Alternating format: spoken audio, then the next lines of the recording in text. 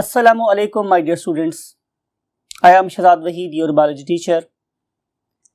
And you know very well, we have finished almost 9 chapters of biology, and now we're going to start chapter number 10. And that way, chapter number 10 is about you, means animals. Oh, sir, what are you saying?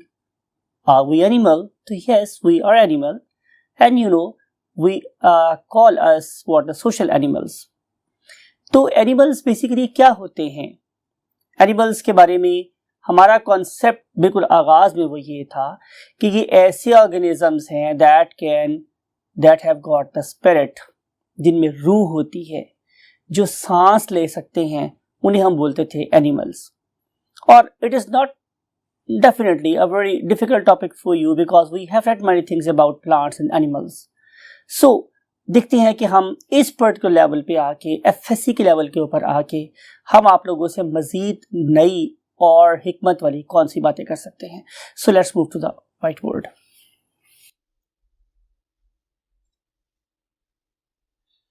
Hi my dear students. Rather now I want to say you the zoologists. And you know the organisms that can be found in the zoo are called as animals. तो इसीलिए हम लोग इस chapter को study करने के लिए आप लोगों को बार बार जिस नाम से मुखातिब करेंगे that is the zoologist. So zoo mean animals and logy mean study. तो study of animals is called as zoology. तो पर्टिकुलरली हम इसमें इस वक्त जिस पर्टिकुलर ग्रुप ऑफ ऑर्गेनिज्म का एड्रेस कर रहे हैं this are none other than animals. So we're going to start the kingdom Animalia. I have discussed with you on the, you can say, introduction, okay, what are basically animals. Animals are the organisms that can breathe, कि जो सांस ले सकते थे, उन particular organisms को हमने नाम दिया animals का. एक और चीज़ जिसके बारे में हमें कहा गया कि it has got the soul, और जिसे हम आम जुबान में क्या बोलते हैं, रूह. तो जिन organisms में रूह होती है उन्हें हम लोग एनिमेलिया का नाम देते हैं. हाउएवर, जैसे मैंने डिस्कस किया इंट्रोडक्शन में, ज़रूरी नहीं है कि हम सिर्फ इन एनिमल्स को लिविंग समझें. इसके अलावा भी बहुत से ऑर्गेनिज्म दुनिया की फेस ऑफ अर्थ पे प्रेजेंट हैं कि जिन्हें हम लोग लिविंग कंसिडर करते हैं. However they are not animals. For example कि हम प्लांट्स की बात कर लें, हम डिफरेंट टाइप्स के फंगस की, फंजाई की बात कर लें, राइट. तो बहुत से ऑर्गेनिजम्स हैं, लेकिन हम बहरहाल एनिमेलिया में उनको रखेंगे कि जिनके बारे में हमारा इनिशियल कॉन्सेप्ट ये था कि they can breathe, they can carry out process of inhalation, that can carry out the process of exhalation. तो उन्हें हम लोग क्या नाम देते हैं? Definitely the animals. अब स्टार्ट में हमारे पास सिर्फ और सिर्फ 2 किस्म के क्या होते थे? किंगडम्स होते थे. हम एनिमल्स की बात कर रहे हैं. उनमें से एक को हम लोग नाम देते थे प्रोटोजोन्स का. ठीक है, प्रोटोजोन्स के नाम देते थे. और जो प्रोटोजोन्स थे उनके बारे में हमारे पास एक ही फीचर था कि these particular organisms are none other than unicellular organisms. तो जिन ऑर्गेनिजम्स की बॉडी यूनिसेलुलर होती थी, एक सेल पे मुश्तमिल होती थी, उन्हें हम लोग प्रोटोजोआ का नाम दे देते थे. और जो दूसरे किस्म के मेरे पास ऑर्गेनिजम्स थे उनको हम लोग क्या बोलते थे? मल्टीसेलुलर. तो जो मोस्ट ऑफ द ऑर्गेनिजम्स थे, मोस्ट ऑफ द ऑर्गेनिज्म जो उस वक्त के दौर के लोगों को पता थे, वो मल्टीसेलुलर थे because they consist of number of cells. लेकिन आपको इस बात का पता है कि अपनी इस पर्टिकुलर एफएसए की बुक में we are not giving that much evaluation to the 2 kingdom system. Rather we are going to have the foundation और the base that is based on 5 kingdom system of classification. And you know, this 5 kingdom system of classification was first proposed by Robert Whitaker. ठीक है, तो it was proposed by Robert Whitaker, right? And basically अगर आप इस kingdom को देखेंगे, इस system of classification को देखेंगे, तो आपको पता चलेगा कि इसके अंदर तो कहीं हमारे पास प्रोटोजोआ है ही नहीं. यानी कि अगर मैं बात करूं कि try to find out phylum protozoa, तो phylum protozoa is all together absent. हमारे 5 किंगडम सिस्टम में phylum protozoa is all together absent, ये तो बिल्कुल एब्सेंट है, हमें नजर ही नहीं आता। तो सवाल ये है कि फिर हम लोगों ने इन यूनिसेलुलर ऑर्गेनिजम्स को कहाँ प्लेस किया हुआ है? तो आंसर है इस पर्टिकुलर ग्रुप में, जिसका नाम मेरे पास क्या था? प्रोटोक्टिस्टा। लेकिन याद रखने वाली बात यह है, बल्कि आप पढ़ के आए हैं, आपने पूरा एक चैप्टर पढ़ा था किंगडम प्रोटिस्टा के ऊपर। यू नो दिस थिंग कि प्रोटिस्टा के अंदर हमारे पास सिर्फ और सिर्फ यूनिसेलुलर ऑर्गेनिज्म नहीं आते, इसके लिए तो बहुत सारे मल्टीसेलुलर ऑर्गेनिजम्स भी आते हैं। लेकिन हम सिर्फ बात ये कर रहे हैं कि प्रोटोजोन्स कहाँ हैं इस किंगडम सिस्टम में। तो प्रोटोजोआ को हमने प्लेस कर दिया प्रोटोक्टिस्टा में। तो आपको ये वाली बात भी याद होगी कि हमने प्रोटोक्टिस्टा को ग्रुप ऑफ एक्सक्लूजन्स बोला था, कि जो कहीं भी फिट ना हुआ उसे उठा के हम लोगों ने कहाँ प्लेस कर दिया? प्रोटोक्टिस्टा में। तो आप लोगों को याद होगा कि मैंने इसके लिए एक टर्म दारुल अमान भी लिखी थी, ठीक है, दारुल अमान भी लिखी थी, कि जो एनिमल, प्लांट, फंगस कहीं फिट नहीं था उसे उठा के प्रोटिस्टा में फिट कर दिया। लेकिन जो सबसे इंपॉर्टेंट बात है इस पर्टिकुलर पॉइंट के रेफरेंस से वो ये कि we have placed all protozoans in Protoctista. तो देखना ये है कि क्या हमारे पास कोई ऐसा यूनिफाइंग करेक्टर है या करेक्टर्स हैं कि जिनको अगर मैं किसी ऑर्गेनिज्म में फाइंड करूं तो मैं कहूंगा कि ये एनिमल है। तो आए उसके लिए हम मूव करते हैं next column of the board की तरफ। Look at this, we have proposed 1 2 3 4 5 words for the group of the organisms that should be included in what? Animalia, right. तो उसमें जो सबसे पहला मेरे पास फीचर है कि ये ऑर्गेनिजम्स हमेशा कैसे होते हैं? Multicellular. They are always what? Multicellular. तो जो पहला एम है, it is for multicellular organization. इसका मतलब ये होगा कि जो यूनिसेलुलर ऑर्गेनिजम्स हैं they will not be included in the kingdom Animalia. Therefore, we have excluded that particular group that is called as protozoa from this category. And then they are basically diploblastic in organization. Whenever we say diploblastic organization, तो इसका मतलब ये है कि जब ये एक embryo से आगे बढ़े, यानी कि ये एक जाइगोट की स्टेट से आगे बढ़े, तो इनकी बॉडी के अंदर 2 जर्मिनल लेयर्स बनी। Whenever we say die और डिप्लो, इसका मतलब है 2, और ब्लास्टिक का मतलब है लेयर्स ऑफ द ब्लास्टुला। तो इनकी डेवलपमेंटल स्टेज, जिसे हम क्या बोलते हैं? ब्लास्टुला, उसमें आप लोगों को सिर्फ और सिर्फ 2 लेयर्स नजर आती हैं। One of them is called as ectoderm and other one is called as endoderm, right. तो जहां भी हम लिखते हैं वर्ड एक्टो, तो इसका मतलब होता है सबसे बाहर वाली, और एंडो का मतलब होता है सबसे अंदर वाली। तो इस लिहाज से यहाँ पे सिर्फ 2 लेयर्स बनी, एक बाहर वाली और एक अंदर वाली। तो डर्म का मतलब होता है लेयर या skin. You know very well कि डर्माटोलॉजिस्ट क्या होता है? Who deals with the elements of the skin, उसे हम क्या बोलते हैं? डर्माटोलॉजिस्ट। तो डर्म का मतलब होता है स्किन या लेयर। तो 2 लेयर्स होगी। अब हम चल रहे हैं नेक्स्ट पॉइंट की तरफ। And this very it stands for eukaryotes, कि हमारे पास कोई भी ऐसा ऑर्गेनिज्म नहीं है कि जो प्रोकैरियोट हो और हम लोग उसे किंगडम एनिमेलिया में प्लेस करें। सो एनदर यूनिफाइंग कैरेक्टर, यूनिफाई का मतलब है इकट्ठा करने वाला, जो यूनाइट कर दे, कंबाइन कर दे। Another unifying character is basically कि all of the animals are eukaryotes and then all organisms are basically heterotrophs, right. तो ये जो मेरे पास एच है, इट स्टैंड्स फॉर हेटेरोट्रॉफ। लेकिन याद रखना है कि ये कौन से हेटेरोट्रॉफ्स है? ओनली आंसर इज कि दे should B capable of carrying out the process of ingestion. Therefore, we want to write the word ingestive heterotrophs for them. Ingestive heterotrophs. You know very well, कोई मसला आपके नहीं है। Ingest करने का मतलब है खाने पीने वाले, जो खुराक को अपनी बॉडी के अंदर लेके जाएंगे, हम बोलते हैं heterotrophs. So they can ingest, cannot make their own food, therefore they are called as ingestive heterotrophs. एक और कैरेक्टर, एक और बड़ा जैसे यूनिक कैरेक्टर जो तमाम किंगडम एनिमेलिया के मेंबर्स में पाया जाता है, वो ये है कि they can carry out the process of reproduction, right. और अगर वो प्रोसेस ऑफ रिप्रोडक्शन कर सकते हैं हमारे स्टूडेंट्स, तो उसके लिए जाहिर है they have to make the gametes, because reproduction is sexual and they have to have the gametes. And if you look at the gametes, so they are of two types.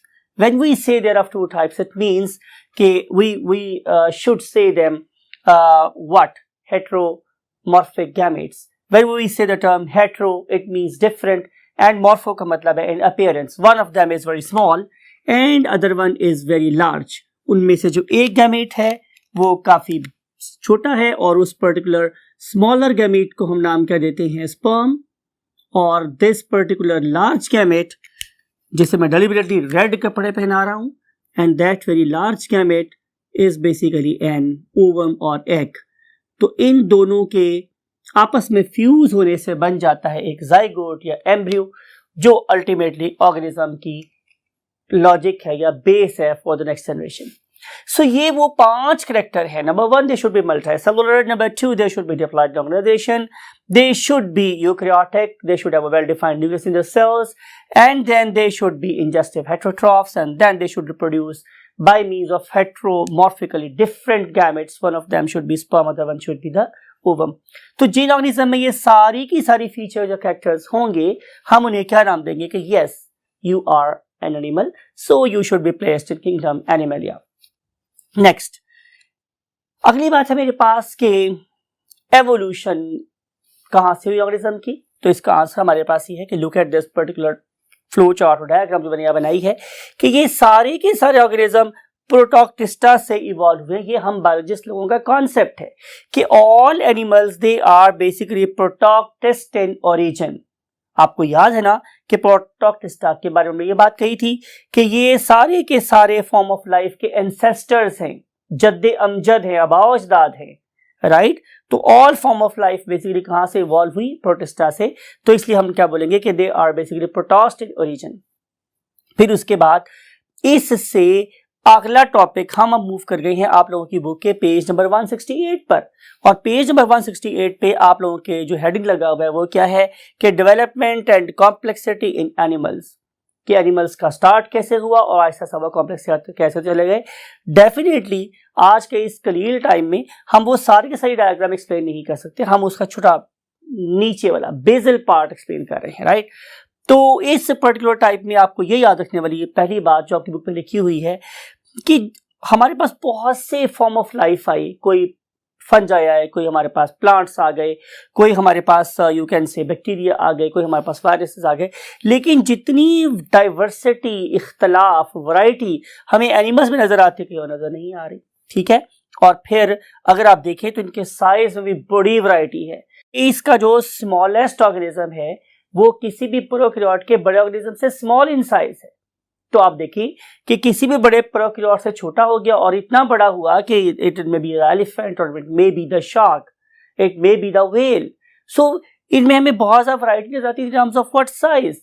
अब evolution में basically होता क्या है, you know very well कि हम लोग organisms को simple से कॉम्प्लेक्स की तरफ मूव करवाते हैं. यानी कि जो ऑर्गेनिज्म आपको यहाँ बेस में नजर आएंगे they will be very simple, they just consist of cells, they even don't have the tissues, then how they can have organs, organ systems. लेकिन जब एवोल्यूशन हुई तो यही वाले organisms with the passage of time, whenever we say the passage of time, it doesn't mean 1 month or so, it means the millions of years. So after the journey of millions of years, these particular simple organisms, they gradually evolved into more and more complex organisms. But remember, we doesn't mean we are increasing the number of cells only. We are basically increasing their adaptability. यानी कि वो एक less adapted organism से एक less adapted organism से मोर adapted organism में convert हो गई. और अगर मैं उनकी कंपेयर करूं क्या एफिशिएंसी, तो ये वाले ऑर्गेनिजम्स ये क्या थे मेरे पास लेस एफिशिएंट और ये एफिशिएंसी वाइज क्या हो गए मोर एफिशिएंट. तो ये इस सारी बला का नाम कि हम सिंपल से कॉम्प्लेक्स हो जाएं, लेस अडेप्टेड से मोर अडेप्टेड हो जाएं, लेस एफिशिएंट से मोर एफिशिएंट हो जाएं, यही चीज बेसिकली मेरे पास क्या है एवोल्यूशन. और इस पर्टिकुलर डायग्राम में, इस पर्टिकुलर स्टडी में हम बेसिकली यही देखेंगे कि क्या यही ट्रेंड हमें यहां नजर आ रहा है या नहीं, right. So start with the base. So very first thing is Protoctista. आप लोगों को ये पता है कि जो मेरे पास प्रोटोक्टिस्टा जो ऑर्गेनिजम्स हैं, they are just assemblage of cells, they are just assemblage of cells. अब during the course of evolution जो मेरे पास क्या थे, प्रोटोक्टिस्ट थे, उन्होंने दो रविश इख्तियार की। एक ने कहा भाई हम जैसे हैं हम वैसे ही ठीक हैं, they don't respond to the change the surrounding. तो वो क्या रहे, वो उस जैसे सिंपल ऑर्गेनिज्म ही रहे। और इसकी जो बेस्ट एग्जांपल है वो मेरे पास पैराजोआ है, यानी कि ना तो टिश्यू और ऑर्गन्स मुझे नजर आते थे प्रोटोक्टिस्टा में, और ना ही टिश्यू और ऑर्गन नजर आते हैं मुझे parazoa, right. So they are not that much distinct in terms of evolution, right. तो इन्हें हम लोग क्या बोलते थे, पैराजोआ। और पैराजोआ का जो एक रिप्रेजेंटेटिव दुनिया में अभी भी मौजूद है, that is basically the poriferans. You know very well, आप लोग चैप्टर ग्रेड 9 में पढ़ के आए हो, ग्रेड 10 में पढ़ के आए हो कि poriferans are the organisms that have got pores on their body. तो जिनकी बॉडी में पोर्स होते हैं उन्हें हम लोग पोरीफर्स का नाम देते हैं। Best example is none other than sponges, right. तो ये जो हमारे पास स्पॉन्जेस हैं या स्पंजेस हैं, they are basically what the porifers. We will study this particular phylum in lot more detail. सिर्फ आपने भी यही याद रखना है कि ये बहुत सिंपल, इनके पास कोई ऑर्गन कोई टिश्यू प्रेजेंट नहीं है। ऑन द अदर हैंड एक ग्रुप मेरे पास और भी था जिन्होंने कहा कि we should try to respond to the changes taking place in our surroundings. वो बेहोश कौमें नहीं थी, वो जागती बेदार कौमें थी। तो उन्होंने उस आने वाली चेंज के मुताबिक हम लोग को रिस्पॉन्ड किया, और रिस्पॉन्ड करने के बाद उन्होंने एक ऐसा ज्यादा इवॉल्व ग्रुप ऑफ ऑर्गेनिज्म बनाया जिसको हम नाम देते थे यूमेटाजोन्स। तो ये जो मेरे पास पैराजोन है, ये पैरा का मतलब होता है साथ साथ चलने वाले। तो ये सिर्फ साथ साथ चलते रहे, इन्होंने कोई ज्यादा एवोल्यूशन नहीं की। तो ये है हमारे पास para. But when we say eu means modern, eu means modern, meta का मतलब दरमियानी, यानी कि ये दरमियान वाली इंटरमीडिएट स्टेज है, मॉडर्न और प्रिमिटिव ऑर्गेनिज्म के दरमियान का ग्रुप, that is basically called as eumetazoans, right. और ये जो मेरे पास यूमेटाजोन्स हैं, उन्होंने फिर एवोल्यूशन में इतना ज्यादा वैरायटी प्रोड्यूस करवाई कि हमारे पास 29 किंगडम्स बन गए। इमेजिन कि ये 29 के, it is not 1000, it stands for the kingdom. So 29 kingdoms means big groups बन गए किसके, यूमेटाजोन। लेकिन हम अभी फिलहाल इस पर्टिकुलर यूमेटाजोन को सिर्फ और सिर्फ दो डिवीजन्स में, दो टाइप्स में कन्वर्ट कर रहे हैं। One of them is called as bilateria and other one is called as radiata, right. Now look at this image. आप इस इमेज को देख रहे हैं कि this image is basically from the organism that is belonging either to porifers or to the coelotrates. This particular organism, it may be the sea anemone, or it may be the hydra, or it may be the jellyfish, right? So there are numerous organisms that can represent the radiata, right? और अगर आप इस radiata को देखें तो you can see कि मैं इस organism को divide कर सकता हूँ into two equal halves from plane A and now from plane B that is lying at right angle to the first one, and then at plane C that may be lying at right angle to the first two. तो आप देख रहे हैं कि मैं किसी भी plane से अगर ऑर्गेनिज्म को डिवाइड करूंगा तो इसके दो इक्वल हाफ्स बन सकते हैं, समथिंग लाइक अ सर्कल। यानी कि देखें कि अगर मेरे पास ये एक सर्कल है तो मैं इस पर्टिकुलर सर्कल के ऐसे भी दो हाफ बना सकता हूं, यस बन सकते हैं बिल्कुल। और अगर मैं चाहूं तो मैं इस सर्कल को ऐसे भी दो हाफ में डिवाइड कर सकता हूं, और अगर मैं चाहूं तो मैं इस सर्कल को ऐसे भी दो हाफ में डिवाइड कर सकता हूं, राइट। और चाहूं तो ऐसे भी डिवाइड कर सकता हूं। तो अगर मैं किसी ऑर्गेनिज्म की बॉडी को दो इक्वल पार्ट्स में डिवाइड करूं या कर सकूं from more than one plane, तो मैं इसे बोलता हूं कि this particular organism has got what the radial symmetry. अब अगर आप इस ऑर्गेनिज्म के अंदर झांके, पीप इन करें, तो अगर पता चलेगा कि इसकी बॉडी की जो पार्ट्स है, they are basically arranged in a beautiful pattern around the central axis. तो आप जहां से भी इसको कट करेंगे उसके दो हाफ बन जाएंगे। तो इसकी जो बेस्ट एग्जांपल है वो मेरे पास कौन है, निडेरियंस, जिन्हें हम नाम कह देते हैं फाइलम सिलेंट्रेटा के मेंबर्स बीन सिलेंट्रेट्स। लेकिन अगर मैं इसके सिस्टर क्लैड की बात करूं तो that is called as basically bilateria. और ये जो मेरे पास बाइलेट्री है, अब जरा इसको देखिए, look at this particular organism that is called as, for example, platyhelminthes का मेंबर है और इसका नाम है हजरत प्लेनेरिया रहमतुल्लाह अलैह। ठीक है, अगर आप इनको देखें तो आप अगर चाहें कि आप इसको डिवाइड कर दें दो इक्वल पार्ट में, तो इसका सिर्फ एक ही तरीका है, that is called as a longitudinal cut. If I am going to pass a longitudinal cut, then definitely I can have two equal parts. On the other hand, अगर मैं इसको कट कर रहा हूं from the side that is at right angle to the first one, तो आप देखिए कि अब अगर आगे वाले हिस्से के पास क्या है, हेड है, तो टेल नहीं है, और पीछे वाले हिस्से के पास अगर टेल है तो हेड नहीं है। इसका मतलब यह है कि मैं इसको किसी और जगह से दो इक्वल पार्ट्स में डिवाइड नहीं कर सकता। राइट, अब हमने बात करनी है थोड़ी सी और advance. I need your attention. अगर मैं तो इसके एंटीरियर एंड की बात कर रहा हूं, मीन फॉर एग्जांपल अगर आप मेरे सर की बात कर ले तो डेफिनेटली मेरी दो आईज है, मेरे दो कान हैं, मेरे दो नोज है, राइट, और हाफ ऑफ द बगल cavities on this side, half on this side, was just one symmetrical tongue. तो इन सारे के सारे केसेस में मेरे एंटीरियर साइड को, मेरे आगे वाले एंड को टू इक्वल पार्ट्स में डिवाइड करना तो बहुत आसान है। लेकिन जब मैं मूव करता हूं अपने थोरेसिक रीजन में, तो यहां भी कुछ मुझे सही नजर आ रहा है कि one lung is on this side, one lung on this side, लेकिन do you think we have got the two hearts? तो answer is no. Do you think we have got two stomachs, one on this side and one on this side? तो answer is again no. Do you think we have got two livers? तो answer is again no. तो इसका मतलब ये है कि इस वाले केस में जो हमारा मेन फोकस था सिमेट्री को डिफाइन करने वाला, that is basically confined to this region only, right. और उसके बाद मेरी बॉडी की सिमेट्री अपेरेंटली तो बायलेटरल लग रही है, लेकिन जब मैं उस particular apparent bilateral symmetrical body के अंदर झांकता हूं, तो फिर मुझे उसके अंदर ऑर्गन्स की अरेंजमेंट बिल्कुल बायलेटरल नजर नहीं आती।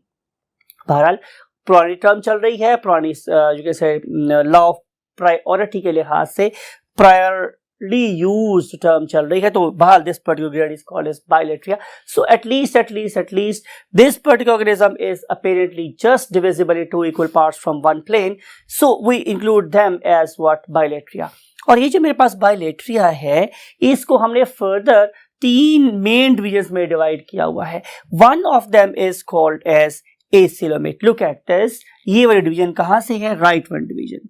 ये याद रखने वाली बात यह है कि हमने जो कॉम्प्लेक्सिटी है उसको भी लेफ्ट से राइट की तरफ को मूव किया हुआ है, इसका कॉम्प्लेक्स हो रहा है ऑर्गेनिज्म।